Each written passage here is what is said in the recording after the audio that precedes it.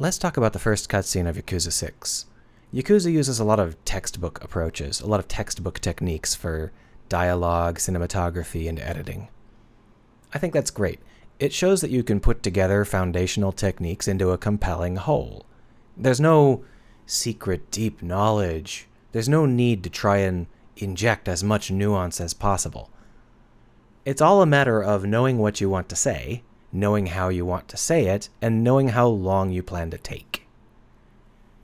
Most video games are in a terrible hurry. They're always in a rush, and that means they don't have time to say the things they want to say. They focus too much.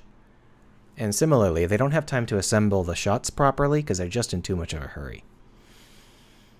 So I'm going to play through this once just without commentary, and I want you to pay attention to exactly how much these people want to say.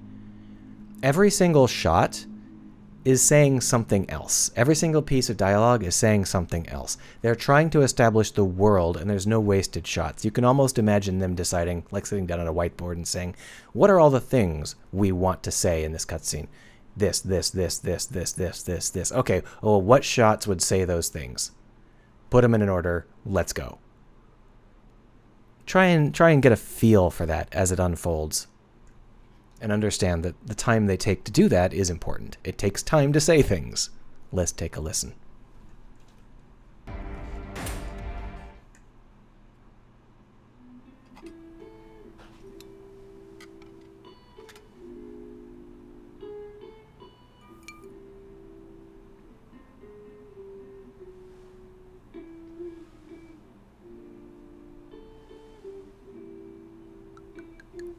ねえ、大丈夫ですか？例のやつ、そろそろ時間なんじゃ。いや、まだいいだろう。俺がこいつをゆっくり味わってからだ。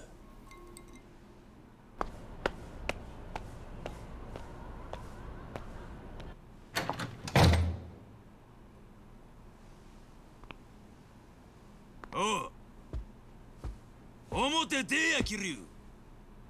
踊るはこの店にもう顔見せんな言うたじゃろうが。うちのお客に勝手なこと言わないでくれる？こいつよりわしの方が常連じゃろうが。ママはどっちの方が大事なんじゃ？お？今度こそ白黒つけちゃるけえの。ああ！はよついてこい。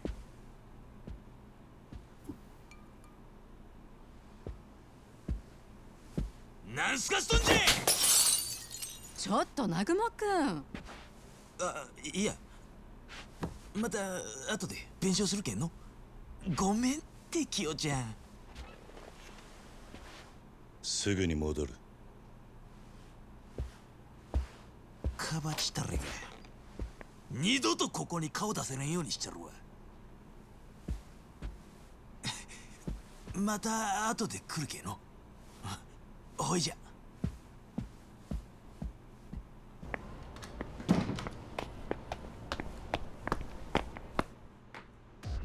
Exciting stuff. So, let's talk about the techniques used. I guess we'll just hit start and talk about them. But I hope you picked up on the fact that there is a lot going on here. This is an in media res flash forward, meaning that it's kind of in the middle of the first chapter somewhere, and then we rewind and start over. That's a pretty standard approach, but it means that what they're doing is they're trying to establish as much of the texture of the world as possible so that we know what we're getting into. This is not about Kiryu sitting at a bar and then being harassed by a local. It's about everything we can say while that's happening. Let's take a look and, talk about it step by step.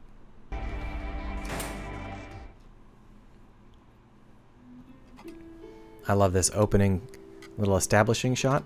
So that's a pretty standard establishing shot. It's the first thing we see in this universe. We hit start game, and then there's a blinding flash of light, and then it turns out that that is a lamp, and then we pull focus to an establishing shot. That's a fairly textbook way to set things up, and of course, since it's the first scene in the movie, essentially it pulls us into the scene like we're waking up, right? There's usually some kind of soft shoulder when you start with the movies, like something to make you fall into the world, and it's very often something very bright. So for example, in Star Wars, there would be a bright flash of laser fire. Same idea. We then get that soft focus pull so that we have time to adjust. It's a very, very soft way to do an opening shot, and that's because this is a very, very soft scene. It's in a very, very quiet environment, and nothing is going on. That's the whole point. Now that we've established the bar, we can establish the drink. So that was a little bit more interesting than you might think if you aren't really sure why they did it. I'm going to do a lot of pretend mind reading here. I'm going to assume that I know absolutely everything about why every shot was assembled the way it was. That's obviously bullshit, but I'm going to try because it flows better. So the ice clink is something you see in virtually every movie or video game that involves alcohol, but it's especially important here. We're not simply establishing that there is a drink on the bar. We're establishing that the bar is so quiet that we can hear the ice clink. There's nobody else in this bar. From here we move on to the establishing shot of Kiryu. So we've got the bar, then we've got the drink, then we've got Kiryu who is at the bar drinking. That's the establishing shot progression. So this establishing shot is really good because it does a lot of heavy lifting. There are several things going on here. We see Kiryu in this long shot where he's at the bar. And if we had started in a closer shot, we might not be perfectly aware that he was at the bar. We might think that it would just take us a second to figure out where he was. Because it's a long shot, we can also see several other things. Most notably, the bar is empty. There's luggage on the seat next to him, so this isn't just an after-work visit. And there's something in the foreground. Some framing thing in the foreground. Now, framing is cinematography's best friend, and we've already seen some foreground framing before. The very first shot had some. But this one is more interesting than that because this is not just a passive framing object. This is not just an excuse to get a strange angle on Kiryu. It's a plot point. There's something in that casket, that little thing that Kiryu cares about. And here we're cutting up to a close-up on Kiryu where we get to see him decide not to smoke because of whatever's in the corner.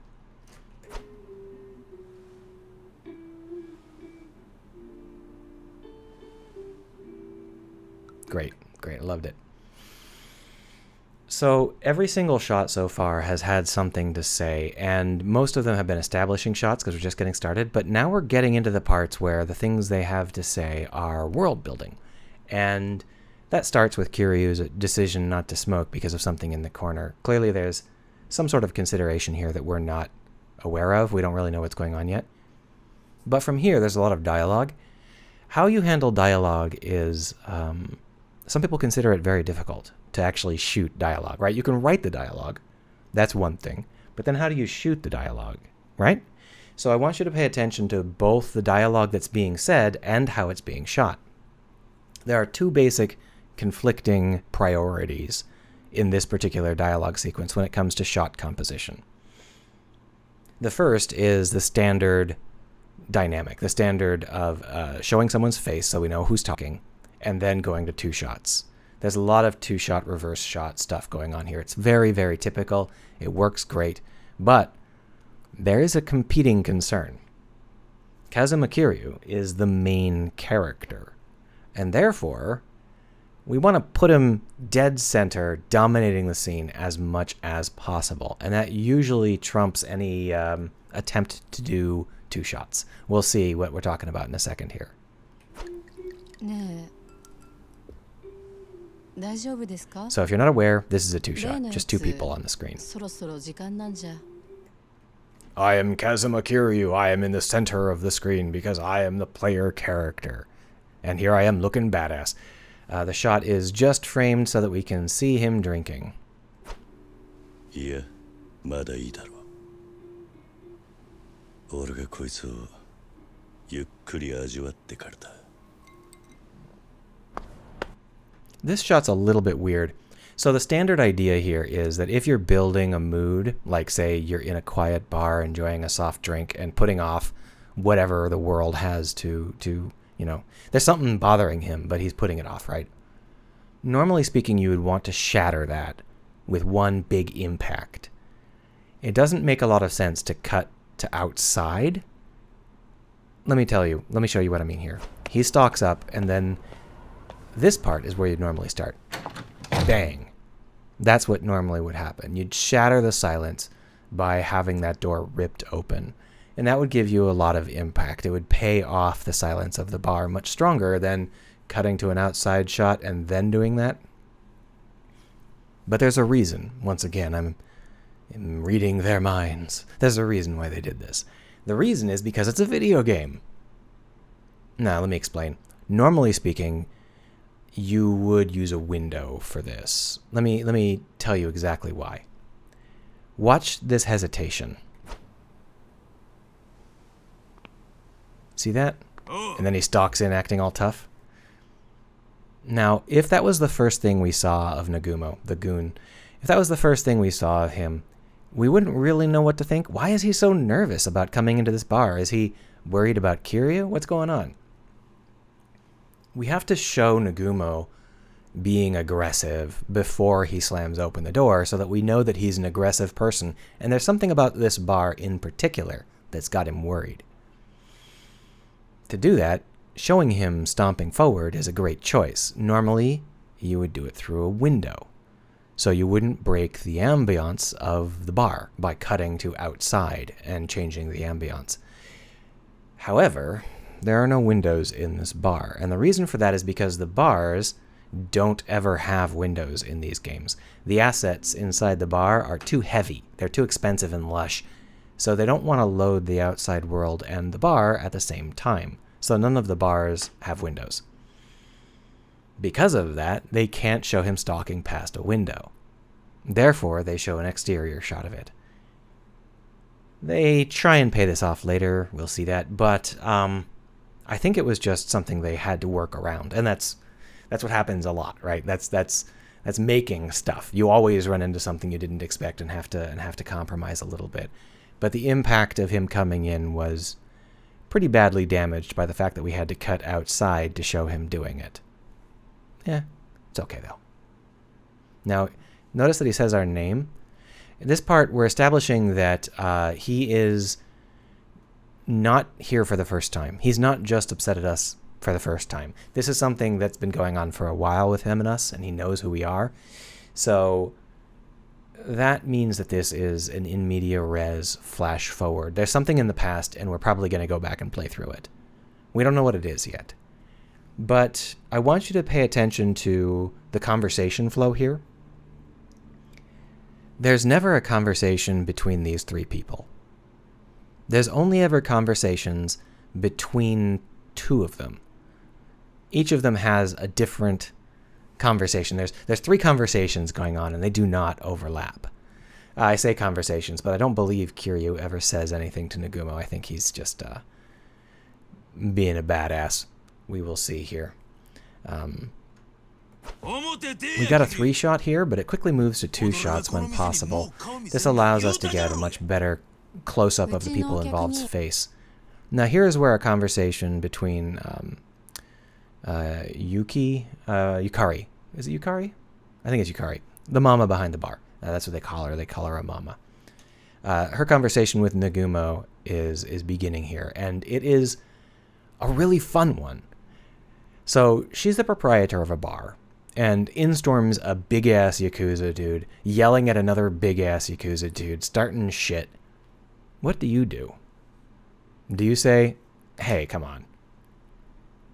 Normally, your response would be a little bit more emotional than that. You might be worried. You might be, getting a little bit amped. The fact that she is not worried about Nagumo at all, she's just like, oh, it's this guy again. He's not going to do anything. Don't worry about it. Means that they have an established relationship. There's something between them, and there has been for quite a while. They're used to each other. This also starts to play into the existence of a tight-knit community that Kiryu is not part of. That's an important part of the game. the fact that this little town is not too happy with outsiders. They all know each other, and they don't know Kiryu, and they keep their own secrets, and Kiryu is not welcome. Not in the first few chapters, anyway. And that comes through as this scene starts to move forward. It bleeds in just a little bit, just to let you know that it's a little bit unusual. 勝手なこと言わないでくれる？こいつよりわしの方が常連じゃろうが。 Here we find that Nagumo's definitely got a crush. どっちの方が大事なんじゃ？お？ Get a good two-shot. Slam! Okay, so this is important. Nagumo was in a conversation with the mama behind the bar, and now he wants to get in a conversation with Kiryu. It would be a little bit awkward if you simply went from conversation shot to conversation shot. And this was what I was talking about with taking the time to stitch stuff together. You need to understand how to move your shots, how to make them flow, so that they create a compelling whole. This bar slam is the excuse that they need to switch from one conversation to the other, and it really highlights the difference between how he treats the proprietor and how he treats us. Moreover, it gives us an excuse to do some really fun two-shots. So a lot of people think of two-shots as just an excuse to have both people on the screen at the same time, like, oh yeah, it's a two-shot. But it's something you can block. It's something that you can add a lot of nuance to. Let's take a look. This is a two-shot with nuance. It's an aggressive two-shot. It's not just Nagumo saying his line and us getting to see his face. He's leaning in. He's getting in our face, and we are sitting ramrod straight, not giving a shit. The actual dialogue is almost completely unimportant here. It is telling us that he has done this before, because heading for a real whooping this time, which implies that there's been a whooping before, and it probably wasn't in the direction that he's implying it's going to go this time. But more importantly, the body language here, the blocking, is really setting up the situation, because there's this guy in our face, and we do not give a shit. That tells us so much about what's going on. That's what they're saying. It's what they've chosen to say. They said, okay, well, what do we want to say? We want to say that Nagumo is a hyper-aggressive dick and that Kazuma is completely unconcerned. How do we say that? Let's say it with some shots, with some actual, like, framing and blocking. Wonderful. And these are all basic shots. They went through like a textbook on how to set up shots, and they're like, this one will do perfectly. Let's just use this. There's no need to try and create, a nuanced long shot or something like that. Just do it book standard.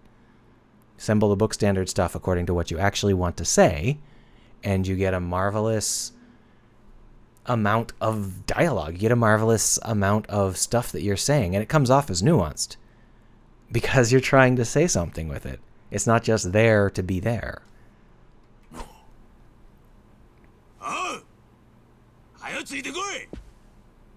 Now here we see him try and pull us away, and we do not give a shit. And as we're not giving a shit, he gets angrier, and it escalates. Boom! So, I find that shot very funny, because it doesn't make any sense, physically speaking. Just the way that it is angled doesn't actually work. But that's the thing. You don't have to make sure that everything physically works out. As long as there's no glaring discrepancies, the shot is more important than whether or not it makes sense. Like, you don't need to have the universe adhere to strict physical law if it gets in the way of your shot. Get the shot, right? So in this case, they really needed it to be exactly like this. This is the visual they wanted, with Kiryu kind of looking in the middle distance, his hand outstretched and empty, and the splash against the wall behind him. If it had been realistic, then his hand would be too close to his body, he'd look too closed up, it wouldn't have the right sort of impact. So they framed it in a way that doesn't make perfect physical sense, but it makes perfect cinematic sense. And here we get to reinforce the situation where they have an existing relationship, and notice that these shots don't really include Kiryu because it's not about, this is not his conversation. So this is a conversation between these two, and therefore these two are the ones in the shots. These are important characters, so it's important to establish their relationship. いやまた後で弁償するけんの The fact that Kiryu isn't in these shots really hammers home that it's not really the point. Even though there is a thug in here picking a fight, the picking a fight is so secondary that even the thug forgets that he's picking a fight. And the camera backs that up. The camera is like, yeah, this is how important the fight is. The two are not in the same frame. That's how important the fight is. It is zero important. And I just think that's great. ごめんってキヨちゃん Once again, we're center frame. We say something dismissive, pisses him off. 二度とここに顔出せないようにしちゃるわ Now he's center frame, because for a second, the only time in the game また後で he's 来るけど important. おいじゃ Now she's center frame. I love all those frames. And then he chases after us. The composition of us running, or us walking off screen and him jogging after us awkwardly is really good. It establishes that we're in control and that he's not. We are at no point in this phased at all. I don't think we even bothered to say anything to him. I think the first thing we say to him is to shut the hell up after we beat him up. We tell him we're not free. So this is an exterior shot, and I think this is sort of the payoff for the weird exterior shot we had at the beginning. Because we established that the outside of the shop exists, we can show a shot of us stalking away from the shop without having the player lose the connection between the shop and the exterior. But again, this is only necessary because there's no windows in the shop. It would have been trivial in an actual game if both the shop, in an actual movie, if both the shop and the exterior existed. It would have been trivial to do a shot where we tracked outside, we did something that wasn't a cut, so that there would be no disconnect between the inside and the outside. We stalk out of the shot and we see us stalk into the exterior, and then we follow us to the exterior, we know what's going on. Cutting like this is necessary because the interior does not exist. It's just the exterior right now. They can't be in the shot at the same time because they cannot exist at the same time. That disconnect could be very jarring. So that shot from earlier that established the exterior probably pays off here. And again, it's just a constraint because of how video games work, this video game in particular. That's what I get from my mind-reading powers anyway. Now, there are lots of things we didn't go over in there just because it takes a lot of time to go over absolutely everything. But I wanted to sort of give you a sample of how this sort of analysis goes. I don't know whether there's any interest in it. The narrative itself has some serious flaws, and I would definitely discuss those as well as we would move through it. But primarily, I'm interested in the textbook way that these cutscenes are assembled. Watching these cutscenes is like a 101 course on how to do fundamental cinematography, editing, and dialogue. Every piece of dialogue is put together according to textbook foundational ideas of what dialogue should do. And it's same with the shots, same with the editing. And that's so rare in a video game. Normally the video games are just like, what's going to look good? Throw it on the screen. We're done. Move on, move on. But when you take the time to actually, say all the things you want to say, you can say things that back up the rest of your story. You can say things that create the texture of the world, and you can arrange the shots in ways that actually connect and build the right amount of tension in the right way and reinforce the images you're trying to enforce. And that's something that you get out of knowing what you want to say and taking the time to say it. And all of the cutscenes are like that, even the bad ones. Let me know if this is the sort of thing you want to see. Bye.